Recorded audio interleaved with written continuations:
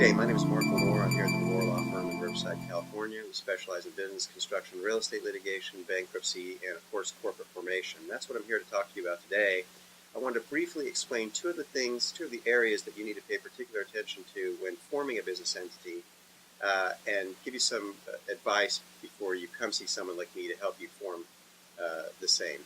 The first issue is tax liability protection. The second issue is personal liability protection. Let's talk about both. From a tax perspective, you want to see, and I recommend all my clients from Murrietta, see their CPA first before they come see someone like myself to get some direction on what the best type of corporate entity structure is to form. There's two types in particular that you can form: a C corporation or an S corporation.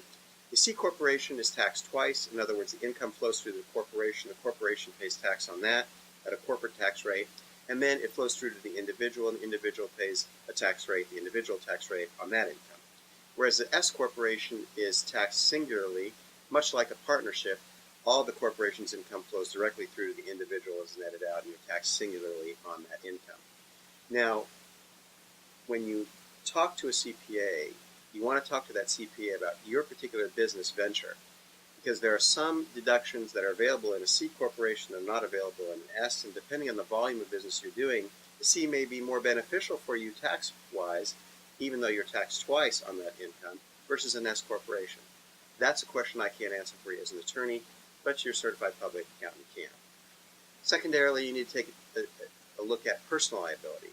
What do I mean by that? Both C and S corporations give you personal liability or personal insulation from being sued individually as a shareholder or the corporate officer from liability for something the corporation does.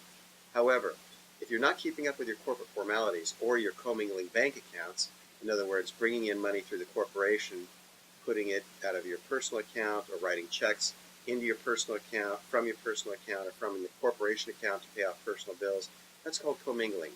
If you're not keeping up with the corporate formalities, holding the meeting minutes, issuing stock certificates, etc., appointing officers of the corporation, and you're commingling accounts, somebody that's coming after you may pierce the corporate veil, which in legalese mean they may come after you individually through the corporate shell, through the corporate structure, and attack you personally. And that's something that a corporation is designed to protect. It's to insulate you from that. So you want to make sure that you're protecting yourself and not doing those things. If you have particular circumstances you want to talk about, or something after you talk with your CPA about a particular business venture you're thinking about, feel free to come and see me and let's talk about that.